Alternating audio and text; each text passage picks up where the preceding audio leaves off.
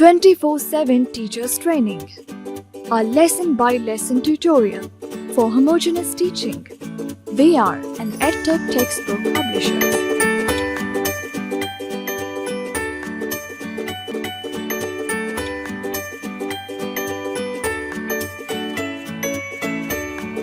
बिस्मिल्लाहिर्रहमानिर्रहीम। अस्सलाम वालेकुम मोहतरम टीचर, स्नोमैन पब्लिशर्स की जानिब से खुश आमदीद। ये सेशन पहली जमात की उर्दू के बाब नंबर 14 पर है, जो कि एक नज़्म पर मुश्तमिल है। नज़्म का उन्वान है ये है अच्छा काम। आइए एक नज़र डालते हैं हासिलात ताल्लुम पर। इस सबक की तकमील के बाद तलबा इस काबिल हो जाएंगे कि आहंग और लय के हवाले से सादा मिसरे, अशार और नज़में सुनकर लुत्फ़ उठा सकें। मुख्तसर नज़में इनफरादी तौर पर और मिलकर तरन्नुम से पढ़ सकें। मतन या तस्वीर से मुताल्लिक़ मशक़ी सवालात के दुरुस्त जवाबात लिख सकें। माहौल से मुताल्लिक़ किसी उन्वान पर ख़ुद से 2 से 3 जुमले लिख सकें। गा, गी और गे का फ़र्क जान सकें।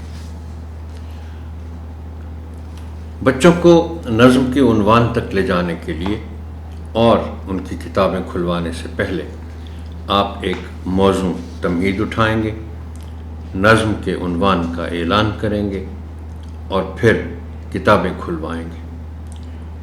तमहीद उठाने के लिए दर्जे झैल निकात पेश हैं, ताहम ये हरफ आखिर नहीं है। बेहतर से बेहतर तमहीद के लिए आपकी फ़िक्री जुस्तजू जारी रहनी चाहिए। मोहतरम टीचर, यहाँ मैं एक बात आपके गोशगुजार करना ज़रूरी समझता हूँ, और वो है तमहीद से मुतालिक। होता ये है कि आप क्लासरूम में गए, सलाम किया, बच्चों ने आपको सलाम किया और चंद इब्तदाई जुमलों के बाद आप उनसे बातें करना शुरू करते हैं।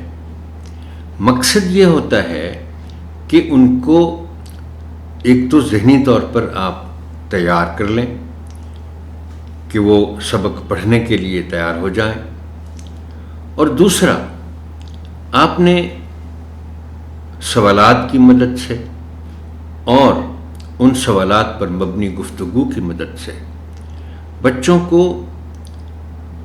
सबक के उन्वान तक लाना है।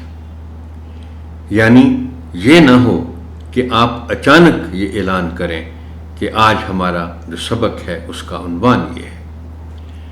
बात यह है कि यकीनन कुछ बच्चों को मालूम होगा कि उन्होंने कौन सा सबक पढ़ना है, और हो सकता है बहुत से बच्चों को उस उन्वान के बारे में मालूम भी हो, लेकिन फिर भी आपने गुफ्तगू ऐसी करनी है, सवालात ऐसे पूछने हैं जो मंतकी अंदाज में और बिल्कुल उन्वान से मुताल्लिक रहते हुए खुद ब खुद आपको और बच्चों को उस उन्वान तक ले जाएं। दर्जे झैल सवालात की मदद से तमहीद उठाएं। क्या आप सब बच्चे अच्छे बच्चे हैं? अब देखिए, ये सवाल ऐसा है कि आपको मालूम है पहले से कि बेयक आवाज़ तमाम बच्चों ने यही कहना है, जी हम सब अच्छे बच्चे हैं। लेकिन चूंकि आपने गुफ्तगू को आगे बढ़ाना है, लिहाजा इस तरह का सवाल भी पूछा जा सकता है। अब देखिए, पहले आपने पूछ लिया कि क्या आप सब बच्चे अच्छे बच्चे हैं? जवाब आया हाँ जी ہم اچھے بچے ہیں. اب اس سوال سے پھر آپ نے ایک اور سوال پیدا کیا. آپ نے پوچھا بچوں سے کہ اچھا ٹھیک ہے آپ اچھے بچے ہیں تو اب بتائیں کہ اچھے بچے کون ہوتے ہیں. اب اس سوال کے بعد بچے کچھ دیر کے لیے سوچ میں پڑ جائیں گے اور وہ یہ سوچیں گے کہ اچھا کون کون سی باتیں ہم بتائیں جو اچھے بچوں میں ہوتی ہیں. اب یہاں سے پھر آپ نے ایک اور سوال پوچھا کہ گندے بچے کون ہوتے ہیں. اچھے بچے بتا دیا.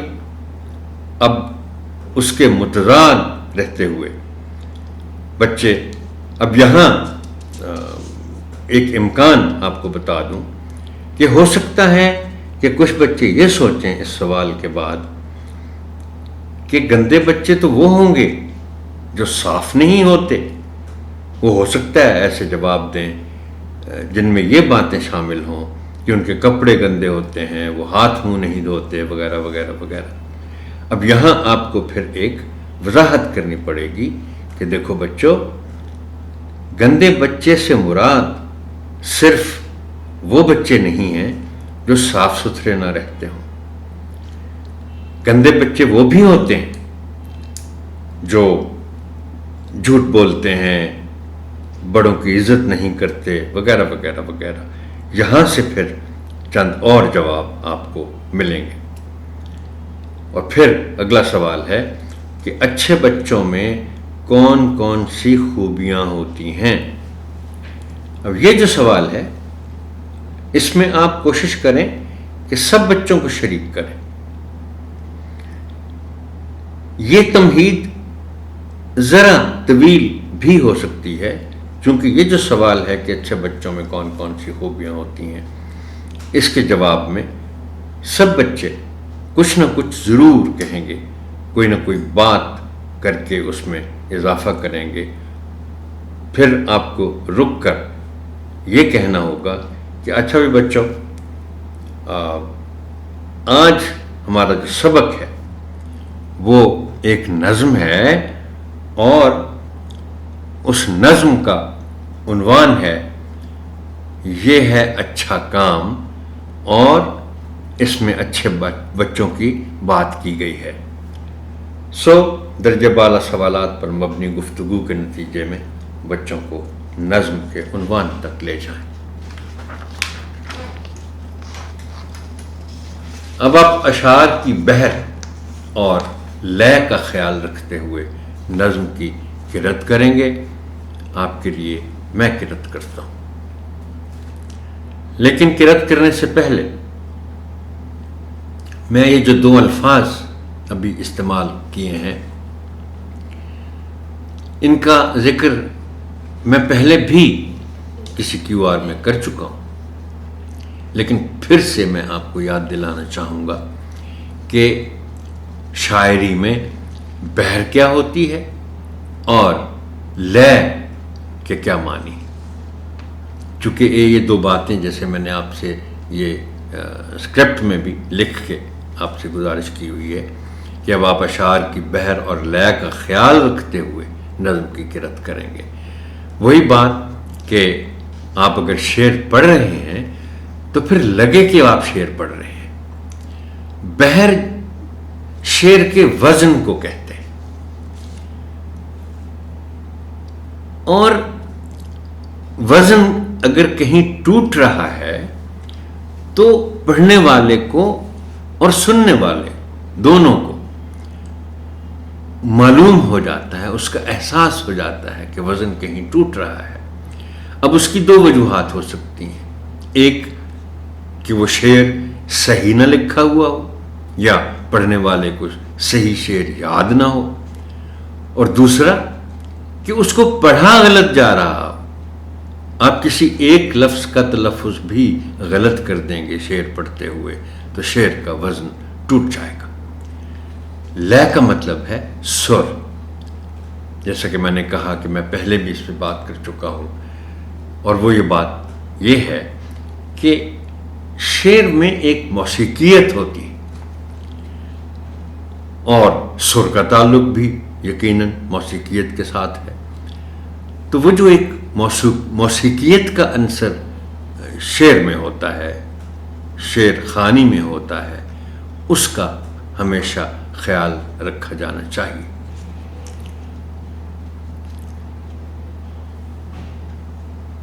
یہ ہے اچھا کام، سن لو میری بات، دن ہو یا کہ رات، صبح ہو یا شام، کرنا اچھے کام. کام کے بعد آرام، یہ ہے اچھا کام. بہن ہو کہ بھائی، تایا ہو یا تائی، مالی ہو یا مائی، موچی ہو یا نائی، سب کو کرو سلام، یہ ہے اچھا کام. وطن کے سارے بچوں، رانچ دلارے بچوں، چاند ستارے بچوں، سن لو پیارے بچوں، قائد کا پیغام، کام کام کام.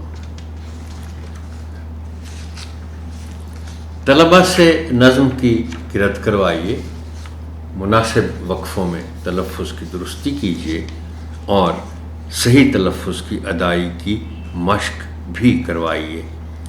اس ضمن میں درج ذیل الفاظ آپ کی خاص توجہ چاہیں گے. اس نظم میں زیادہ تر سادہ الفاظ استعمال ہوئے ہیں. یہ 4 الفاظ میں نے منتخب کیے ہیں جن کے تلفظ پر ہم بات کرنے جا رہے ہیں. بہن، یہ لفظ خاص طور پر اس لیے چنا گیا ہے کہ بعض اوقات اس لفظ کو پڑھنے والے، بولنے والے اس طرح بولتے ہیں کہ ہے پر جو زبر ہے اس کو کمزور کر دیتے ہیں. بہن بہن بہن، یعنی ہے کے اوپر جو زبر ہے اس کو واضح کر کے پڑھا جانا چاہیے. وطن، یہ لفظ عام طور پر صحیح پڑھا اور بولا جاتا ہے. صرف اتنی بات آپ کو بتانا چاہوں گا کہ توئے پر تھوڑا زور دے کے بولنا ہے. وطن، وطن نہیں، وطن. ستارے، سین کے نیچے زیر کا خیال رکھا جائے گا، اور اسی طرح لفظ پیارے میں پے کے نیچے زیر کا خیال رکھا جائے گا. ستارے، پیارے. طلباء کو مشکل الفاظ کے معنی بتائیے، سمجھائیے اور تختہ تحریر پر لکھیے. آپ کی آسانی کے لیے چند الفاظ اور ان کے معنی ذیل میں پیش کیے جا رہے ہیں. تایا، والد کے بڑے بھائی. اچھا، اب یہ الفاظ جو رشتوں کو ظاہر کرتے ہیں، تایا، تائی، چچا، چچی، خالہ، خالو، پھوپھا، پھوپھی وغیرہ وغیرہ وغیرہ. مسئلہ یہ ہے کہ ہم نے انگریز کلچر کو فالو کرتے ہوئے بس 2 ہی لفظ چن لیے ہیں، انکل اور آنٹی. اور اس کا نتیجہ یہ ہے کہ جو رشتے اتنے سارے ہمارے اپنے کلچر میں موجود ہیں، ان کے لیے جو الفاظ مخصوص ہیں وہ بچے یاد نہیں کرتے، اس لیے کہ وہ استعمال کم ہوتے ہیں. اب ہمارا جو اپنا تہذیب و تمدن کا معاملہ ہے، اس میں تو ہر رشتہ الگ سے بولا جاتا ہے. تاہم اس لفظ کے حوالے سے میری آپ سے گزارش یہ ہے کہ اردو پڑھاتے ہوئے آپ جب بھی آپ کو موقع ملے، آپ ان رشتوں کو ظاہر کرتے ہوئے الفاظ ضرور بچوں تک پہنچائیں۔ اب تایا ہے تو والد کے بڑے بھائی کو تایا کہتے ہیں، تائی ہے تو تایا کی بیگم تائی ہو گئی، مالی باغ اور پودوں کی دیکھ بھال کرنے والا، مائی کے معنی ایک تو ماں ہے، اور آپ کو معلوم ہوگا کہ ہم اردو میں ایک مرکب لفظ استعمال کرتے ہیں اور وہ ہے مائی باپ، یعنی اگر کوئی بزرگ ہے جو سب کی کفالت بھی کر رہا ہے تو ہم اس کو بھی مائی باپ کہتے ہیں۔ اور بعض اوقات لوگ مذاق میں کسی باس کو یا افسر کو بھی کہہ دیتے ہیں مائی باپ ہے۔ ہو سکتا ہے ٹیچرز آپس میں بات کرتے ہوئے پرنسپل کا جب ذکر کریں تو کسی خاص سیاق و سباق میں کہہ دیں وہ مائی باپ ہیں جی ہمارے، لیکن مائی کیا ایک اور معنی بڑھیا بھی ہے۔ بعض گھروں میں کام کرنے والی کو بھی مائی کہا جاتا ہے۔ موچی جوتے بنانے یا مرمت کرنے والا، نائی بال کاٹنے والا۔ اب یہ نائی کا لفظ اب استعمال کم ہوتا ہے، اگرچہ دیہات میں اب بھی نائی ہیں اور یہ لفظ بھی استعمال ہوتا ہے، لیکن شہروں میں تو اب ہیئر کٹ، باربر اور سیلون جیسے الفاظ استعمال ہوتے ہیں۔ وطن، ملک، راج دلارے، پیارے۔ قائد، لفظ قائد کے معنی ویسے لیڈر کے ہیں، رہنما کے ہیں، لیکن اس نظم میں قائد کے معنی ہیں قائد اعظم محمد علی جناح رحمۃ اللہ علیہ۔ نظم کا مرکزی خیال بیان کریں، ہر شعر کی نثری ترتیب کریں اور اس کا آسان فہم مطلب بیان کریں۔ بہتر تفہیم کے لیے درج ذیل اہم نکات نوٹ کریں۔ پہلے دو مصروں کا مرکزی خیال یہ ہے کہ اچھے کام کرنے کا کوئی خاص وقت یا کوئی خاص جگہ نہیں ہوتی۔ سن لو میری بات، دن ہو یا کہ رات، صبح ہو یا شام، کرنا اچھے کام۔ یعنی بچوں کو اس شعر کا مطلب سمجھاتے ہوئے آپ ان کو یہ بتائیں کہ اچھائی کے لیے کوئی وقت نہیں ہوتا، کوئی جگہ نہیں ہوتی، اچھا کام کرنے کی عادت ہوتی ہے، احساس ہوتا ہے۔ اب یہ وقت اور جگہ سے مراد یہ ہے، آپ بچوں کو بتا سکتے ہیں کہ وہ یہ نہ سوچیں کہ مجھے اس وقت چونکہ کوئی دیکھ رہا ہے، باپ دیکھ رہا ہے یا ماں دیکھ رہی ہیں، تو اس لیے میں ان کو دکھانے کے لیے اچھا کام کرتا ہوں، یا اسکول میں ٹیچر کو دکھانے کے لیے میں اچھا کام کرتا ہوں۔ اچھا کام بلکہ کہا جاتا ہے کہ کسی کے اچھے یا برے ہونے کا معیار جو ہے سب سے بڑا وہ یہ ہے کہ کوئی شخص تنہائی میں کیسا ہے، یعنی جب اس کو کوئی دیکھ نہیں رہا تو کیا پھر بھی وہ اچھائی کرتا ہے یا برے کام کی طرف دھیان کر لیتا ہے۔ سو کہنا آپ کو یہ ہے بچوں سے کہ اچھے کام کرنے کا نہ تو کوئی خاص وقت ہے، نہ اس کے لیے کوئی خاص جگہ ہے، ہمیشہ اچھے کام کرنے کا ہی سوچا جانا چاہیے۔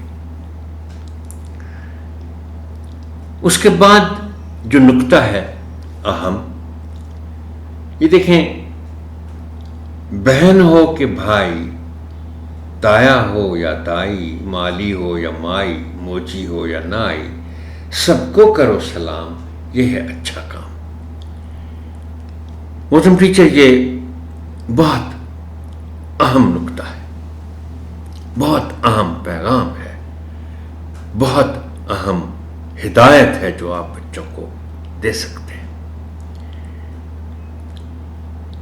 اور وہ نکتہ یہ ہے کہ سلام سب کو کرنا چاہیے، بغیر یہ دیکھے کہ وہ کون ہے اور اس کا مقام کیا ہے۔ اب مقام سے مراد یہاں یہ ہے کہ دیکھیں، ہم اپنی روزمرہ زندگی میں یہ دیکھتے ہیں کہ ہم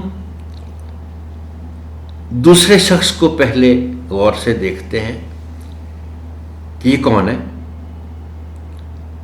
اسے کپڑے کیسے ہیں، معاشرے میں اس کا مقام کیا ہے۔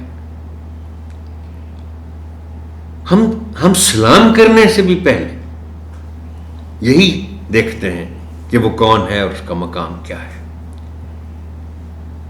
مثال کے طور پر، اگر کوئی گھر کا کام کرنے والی مائی ہے، خالہ ہے، جو بھی ہے، جو گھر کا کام کرتی ہے، ہم توقع کرتے ہیں کہ وہ ہمیں پہلے سلام کرے،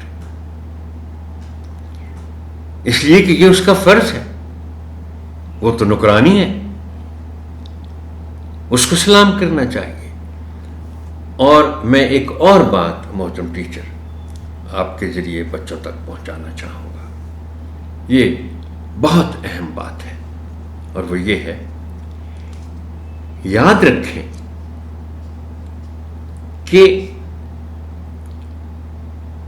ہمیں سلام کرنے کے لیے، حال پوچھنے کے لیے، توجہ دینے کے لیے ہرگز یہ نہیں سوچنا چاہیے کہ وہ کون ہے، اس کا معاشرے میں مقام کیا ہے۔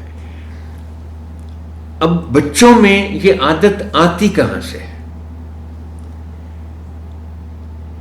یہ میں صرف آپ کے ساتھ شیئر کر رہا ہوں، ہو سکتا ہے آپ کے ذریعے یہ بات والدین تک بھی پہنچے۔ دیکھیں، بچے، میں اکثر کہتا ہوں کہ بچے جو دیکھتے ہیں وہ کرتے ہیں، اور جو سنتے ہیں وہ کہتے ہیں۔ اب اگر بچوں کے والدین کا رویہ اپنے ملازموں کے ساتھ اچھا نہیں ہے، وہ ان کی عزت نفس کا خیال نہیں کرتے، تو بچے بھی تو پھر یہی سیکھیں گے۔ سو بچوں کو ہم نے یہ پیغام پہنچانا ہے کہ وہ ہر کسی کو سلام کرے، جو بھی بڑا ہے اس کو سلام کرے، بغیر یہ سوچے کہ وہ کون ہے اور اس کا سماجی مرتبہ کیا ہے۔ اب آخری شعر میں، آخری 3 مصروں میں قائد اعظم محمد علی جناح رحمۃ اللہ علیہ کا حوالہ دیا ہوا ہے، یہ کہتے ہوئے کہ وطن کے سارے بچوں، راج دلارے بچوں، چاند ستارے بچوں، سن لو پیارے بچوں، قائد کا پیغام، کام کام کام۔ قائد اعظم نے یہ اصل میں کہا بھی تھا اپنی کسی تقریر میں کہ کام کام کام کرو، کامیابی بغیر کام کے تو نہیں ملتی۔ اور قائد اعظم کا پیغام آپ نے بچوں تک پہنچانا ہے کہ وہ جو بھی ان کی سٹیج ہے، اگر وہ طالب علم ہے تو پھر وہ پڑھائی میں محنت کریں. کام سے مراد محنت ہے، پڑھائی میں محنت کریں. اب ہم آتے ہیں متعلقہ حاصلات تعلم کے حوالوں کے ساتھ مشق، زبان شناسی اور لکھائی کے کچھ اہم پہلوؤں کی طرف. اس میں صرف ایک سرگرمی کا ذکر کرنا چاہوں گا، اور وہ ہے صفحہ نمبر 148 پر تخلیقی لکھائی کا. ہر طالب علم کوئی سے 5 اچھے کام تحریر کرے جو وہ کرتا ہے. اس کا حاصل تعلم ہے کہ طلبہ ماحول سے متعلق کسی عنوان پر خود سے 2 یا 3 جملے لکھ سکیں. یہاں میں روایتاً، ویسے تو میں ہر ایسی سرگرمی کے سلسلے میں آپ سے گزارش کیا کرتا ہوں کہ آپ یہ سرگرمی کروانے سے پہلے، اس طرح کے جملے لکھوانے سے پہلے آپ ایک عمومی گفتگو کریں، جس میں سے پھر بچے اخذ کریں گے اور جملے لکھیں گے. لیکن یہاں چونکہ پورے سبق میں ہم اچھے کاموں کی بات کرتے آئے ہیں اور پوری نظم میں اچھے کام کی بات ہو رہی ہے، لہٰذا میں یہ سمجھتا ہوں کہ طلبہ اس کام کے لیے تیار ہوں گے. تو آپ ان سے بغیر کسی تعارفی گفتگو کے بھی یہ 5 اچھے کام تحریر کروا سکتے ہیں. آج کے سیشن کے لیے بس اتنا ہی. محترم ٹیچر، آپ کی سماعت کا شکریہ. اللہ حافظ و ناصر.